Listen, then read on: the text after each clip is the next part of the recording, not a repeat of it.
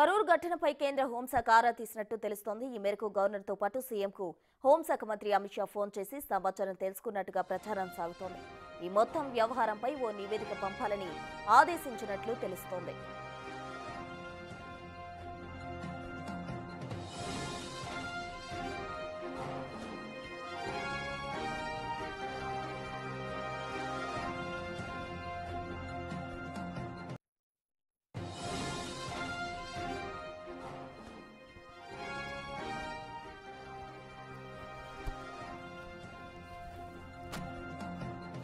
కరూరులో జరిగిన తొక్కిసలాట ఘటనకు బాధ్యులైన వారిపై కఠిన చర్యలు తీసుకుంటామన్నారు తమిళనాడు సీఎం స్టాలిన్. ఈ విషాద ఘటన తనను తీవ్ర దిగ్భ్రాంతికి గురిచేసిందన్నారు.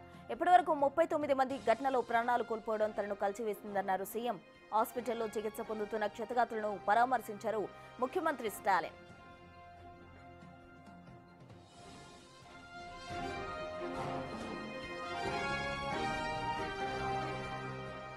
రాష్ట్ర చరిత్రలో ఒక రాజకీయ పార్టీ నిర్వహించిన కార్యక్రమంలో ఇంతమంది మృత్యువాత పడ్డం ఇదే తొలిసారి అన్నారు సీఎం స్టాలిన్. భవిష్యత్తులో ఇలాంటి ఘటనలు జరగకూడదని ఆకాంక్షించారు ఆయన. మృతుల కుటుంబాలకు 10 లక్షలు, గాయపడిన వారికి 1 లక్ష చొప్పున పరిహారం అందిస్తామన్నారు సీఎం.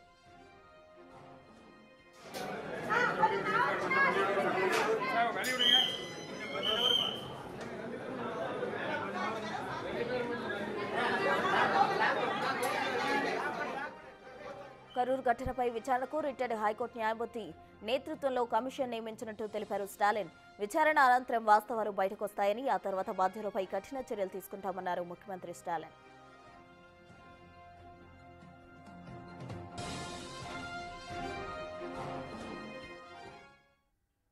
కరూరు ఘటనపై కేంద్ర హోంశాఖ సీఎం స్టాలిన్ ఆరా తీసినట్టు తెలుస్తోంది. దీనికి సంబంధించి పూర్తి డీటెయిల్స్ మా ప్రతినిధి దామోదర్ అందిస్తారు. దామోదర్, కరూరు ఘటనకు సంబంధించి కూడా అటు హోంమంత్రితో పాటు గవర్నర్ కూడా సీఎం స్టాలిన్ కు కాల్ చేసి మాట్లాడినట్టు తెలుస్తోంది. దీని మొత్తానికి సంబంధించి కూడా నివేదిక సమర్పించాలంటూ కూడా ఆదేశాలు ఇవ్వడం జరిగింది. కంప్లీట్ డీటెయిల్స్ ఏంటి దామోదర్?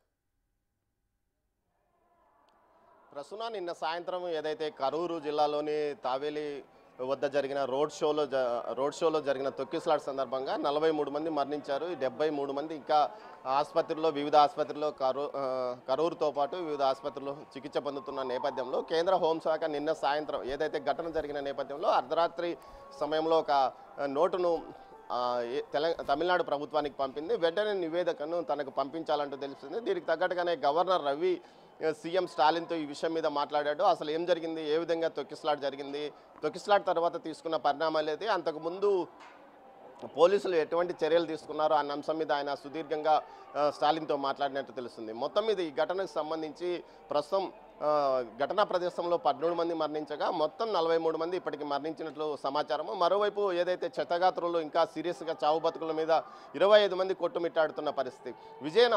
విజయ్ ఆలస్యంగా సమావేశానికి రావడము, కేవలం 10,000 మంది పట్టే చోట 50,000 మందికి పైగా గుమిగూడడంతో పాటు ముఖ్యంగా పోలీసులకు కేవలం 10,000 మంది వస్తారని సమాచారం ఇవ్వడంతో అందుకు తగ్గట్టుగానే వారు చర్యలు తీసుకున్న పరిస్థితి. మొత్తం 500 మందితో పోలీసులు బందోబస్తు ఏర్పాటు చేసినట్లు ఉన్నట్టుండి ఒక్కసారిగా 50,000 మంది రావడము, ఉదయం 11 గంటలకు నుంచి సాయంత్రం 3 గంటల నుంచి 7:30 వరకు మాత్రమే పర్మిషన్ తీసుకొని ఉదయం 11 గంటల నుంచి అక్కడ హడావిడి చేయడంతో పెద్ద సంఖ్యలో అక్కడికి వచ్చారు. ముఖ్యంగా తమిళనాడులోని మదురైతో పాటు దిండిగల్ జిల్లాలకు సంబంధించిన వారు కూడా అక్కడికి చేరుకున్నారు. దీంతో 50,000 మంది వచ్చారు. ముఖ్యంగా చిన్నపిల్లలు, మహిళలు పెద్ద సంఖ్యలో రావడం వల్లనే ఘటనలో ప్రమాద తీవ్రత పెరిగింది. అందువల్లనే మరణించిన వారి సంఖ్య కూడా పెరిగిందని కూడా పోలీసులు ధృవీకరిస్తున్న నేపథ్యంలో పూర్తి స్థాయి సమగ్రంగా ఒక నివేదిక తనకు పంపాలని కేంద్ర హోంశాఖ ఆదేశించింది. దీంతో పాటు గవర్నర్ కూడా ఈ విషయం మీద సీఎంతో మాట్లాడినట్లు సమాచారం. ప్రస్తుతం సీఎం ఏదైతే కరూరు జిల్లాలోనే తన పర్యటనలో ఉన్నాడో అదేవిధంగా ఆయన మీడియాతో మాట్లాడుతూ ఏకసభ్య జడ్జితో ఒక కమిటీ ఏర్పాటు చేశారు. ఆ కమిటీ నివేదిక వచ్చిన తర్వాత తదుపరి పరిణామాలు ఉంటాయని చెప్పారు. మరోవైపు ఏదైతే ఇటు విజయ్ అభిమానులు కావాలనే కుట్ర పన్ని కాంగ్రెస్, డిఎంకే, అన్నా డిఎంకే ఇతర పార్టీలు కుట్ర పన్ని ఈ తొక్కిసలాటకు కారణమయ్యారు. ఈ కేసులో విజయ్ని ఇరికించి రాజకీయంగా లబ్ధి పొందడానికి ఈ పార్టీలు పనిచేస్తున్నాయంటూ ఆరోపిస్తున్నారు. విజయ్ ఇంటి వద్దకు పెద్ద సంఖ్యలో వారు చేరుకోవడానికి ప్రయత్నించగా పోలీసులు వారిని అడ్డుకున్నారు. విజయ్కి రక్షణగా తామే ఉంటామని కూడా చెప్పుకొచ్చిన పరిస్థితి. మొత్తం మీద చూస్తే ప్రస్తుతం విజయ్ ఇంటి వద్ద పూర్తి స్థాయి పోలీసు బందోబస్తు ఏర్పాటు చేశారు. అదేవిధంగా కరూరు ప్రాంతంలో కూడా సహాయక ఏదైతే పూర్తి స్థాయిలో ఆసుపత్రిలో సేవలు అందిస్తున్నప్పటికీ 25 మంది పరిస్థితి విషమంగా ఉన్నట్టు తెలుస్తుంది. సంఖ్య 50 దాటే అవకాశం కూడా ఉంది. మృతుల సంఖ్య 50 దాటే అవకాశం ఉంది. ప్రస్తుతం 43 మంది మరణించిన పరిస్థితి. మొత్తం మీద నిన్న సాయంత్రం 7 గంటల ఆలస్యంగా సమావేశానికి రావడంతో పాటు వచ్చిన తర్వాత ఏదైతే తొక్కిసలాట జరుగుతున్నప్పటికీ తన ప్రసంగాన్ని కొనసాగించాడంటూ కూడా విమర్శలు విజయ్ పైన ఉన్న నేపథ్యం. మరోవైపు తొక్కిసలాట కారణం విద్యుత్ పోవడమా లేకపోతే అక్కడ ఒక చిన్నారి తప్పిపోవడంతో ఆ తల్లి వెతుకులాట సందర్భంగా తొక్కిసలాట జరిగిందా లేకపోతే కొంతమంది మితిమీరిన అత్యుత్సాహంతో అభిమానులు అక్కడ ఒక చిన్న పెట్టగోడ మీద డ్యాన్స్ చేసి పైనుంచి కింద పడిన తర్వాత ఈ ఘటన చోటు చేసుకుందని చెప్తున్నారు. అయితే ఆసుపత్రి వద్ద మాత్రం విదారకమైన దృశ్యాలు కనిపిస్తున్నాయి. చాలామంది తమ కుటుంబ సభ్యులు కనిపించలేదంటూ కూడా అక్కడ రిపోర్ట్ చేస్తున్నారు. ఇందుకోసం ప్రత్యేకంగా కంట్రోల్ రూమ్ ఏర్పాటు చేశారు. 34కి సంబంధించి పూర్తి స్థాయిలో వివరాలు అడ్రస్తో సహా ప్రభుత్వం ఇప్పటికీ సేకరించింది.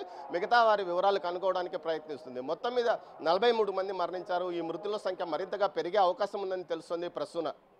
దామోదర్, అయితే ఎవరైతే చిన్నారి తప్పిపోవడం జరిగిందో ఆ సమయానికే విజయ్ తన ప్రసంగాన్ని ఎండ్ చేసి ఆయన దిగి వచ్చిన పరిస్థితి, మరి ఆ తర్వాతే తొక్కిసలాట ఘటన జరిగినట్టు కూడా మనకి అర్థమవుతుంది. మరి మొత్తానికి ఇదంతటికి సంబంధించి కూడా విజయ్ని అరెస్ట్ చేస్తారంటూ వస్తున్న వార్తల్లో వాస్తవం ఎంతుంది? ఇప్పుడే విజయ్ పై యాక్షన్ తీసుకునే అవకాశం ఉందంటారా లేదా సమగ్ర నివేదిక వచ్చిన అనంతరం అతనిపై ఏవైనా చర్యలు ఉండబోతున్నాయి?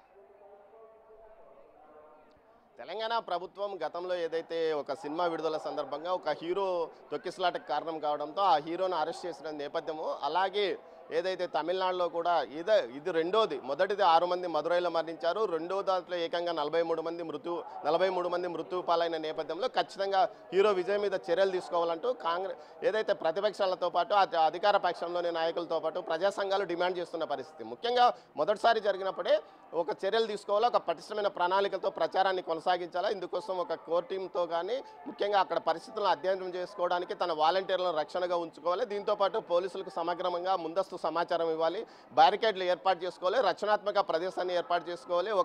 తాను ప్రసంగించే వాహనం చుట్టూ ఒక రక్షణాత్మక ప్రదేశం, అదేవిధంగా ఏదైతే సభకు వచ్చే వారి కోసం అదే రోడ్ షోలో పాల్గొనే వారి కోసం ప్రత్యేకంగా ఒక ప్రదేశాన్ని రక్షణాత్మక ప్రదేశాన్ని ఏర్పాటు చేసుకోవాలి. ఇవేవి పాటించకుండా ఇరుకు ప్రదేశంలో కేవలం 10,000 మంది పట్టే చోట 50,000 మంది వచ్చినప్పటికీ ఆ విషయాన్ని పూర్తిగా ఎందుకు కంట్రోల్ చేయలేకపోయారంటున్నారు. అయితే విజయ్ అభిమానులు మాత్రం పోలీసులు కావాలని నిర్లక్ష్యంగా వ్యవహరించారు. ఈ విధంగా తొక్కిసలాట జరగడానికి పోలీసులే కారణం అంటారు.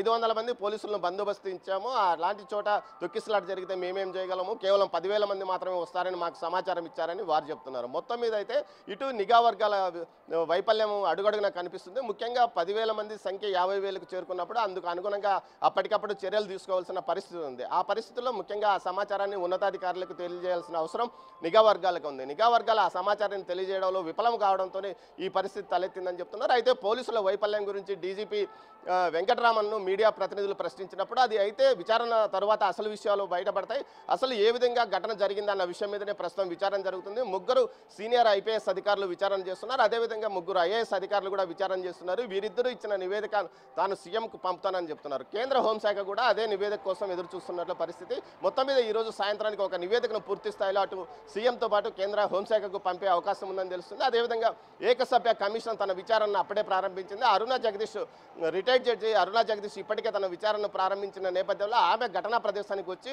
అక్కడ ఏం జరిగిందన్న విషయాన్ని కూడా తెలుసుకుంటున్న పరిస్థితి. మొత్తం మీద విజయ్ నిర్లక్ష్యంగా వ్యవహరించాడంటూ కూడా మిగతా పార్టీల నాయకులు కానీ కార్యకర్తలు కానీ అంటున్నారు. ప్రజా సంఘాలు కూడా ఇదే విషయాన్ని వ్యక్తం చేస్తున్నాయి. ముఖ్యంగా 10,000 మంది ఉన్న చోట 50,000 మందిని రప్పించడానికి ఎందుకు కృషి చేశారు, ఇరుకు ప్రదేశాల్లో సమావేశాన్ని ఎందుకు ఏర్పాటు చేశారన్నారు, పర్మిషన్ ఎందుకు ఇచ్చారంటూ అభిమానులు ప్రశ్నిస్తున్న నేపథ్యంలో మీరు ఇచ్చిన ఉత్తరంలో కేవలం 10,000 మందికి మాత్రమే అనుమతి ఇచ్చారు కదా అంటూ వారు ప్రశ్నిస్తున్నారు. మొత్తం మీద ఇది రాజకీయ వాతావరణం వేడెక్కింది. అయితే మరణించిన మృతుల కుటుంబాలకు 10 లక్షల ఎక్స్గ్రేషియా, గాయపడ్డ వారికి ₹1,00,000 ఎక్స్గ్రేషియా ప్రకటించారు.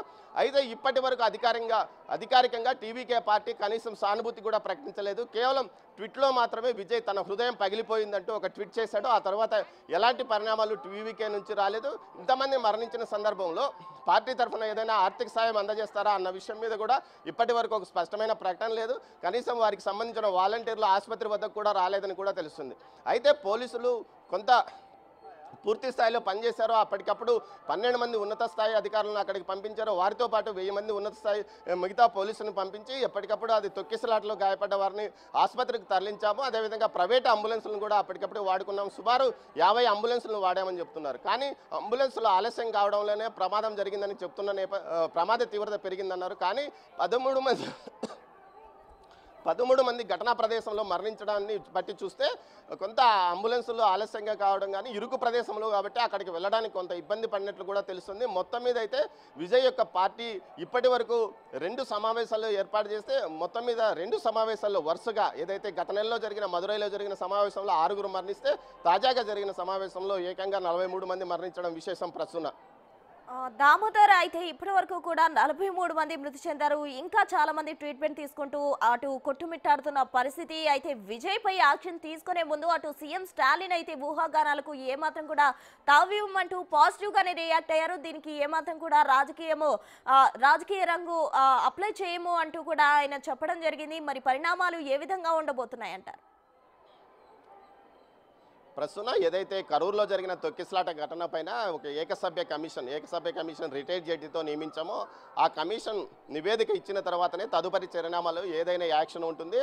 అటు పోలీసులది తప్ప లేకపోతే నిర్వాహకులది తప్ప విజయ్ది తప్ప ఈ 3 వ్యవహారాలను బట్టి తాము తదుపరి యాక్షన్ తీసుకుంటామని చెప్తున్నారు. అయితే ఘటనకు సంబంధించి ఇప్పటికే ఏదైతే టీవీకి కార్యకర్తలు ఎవరైతే ఆ సభ నిర్వాహకులు ఉన్నారో వారి మీద క్రిమినల్ కేసు నమోదు చేసినట్టు కూడా స్థానిక పోలీసులు తెలిపారు. దీనికి సంబంధించి డీజీపీ వెంకటరామన్ ఈ విషయం మీద స్పష్టన కూడా చేశారు.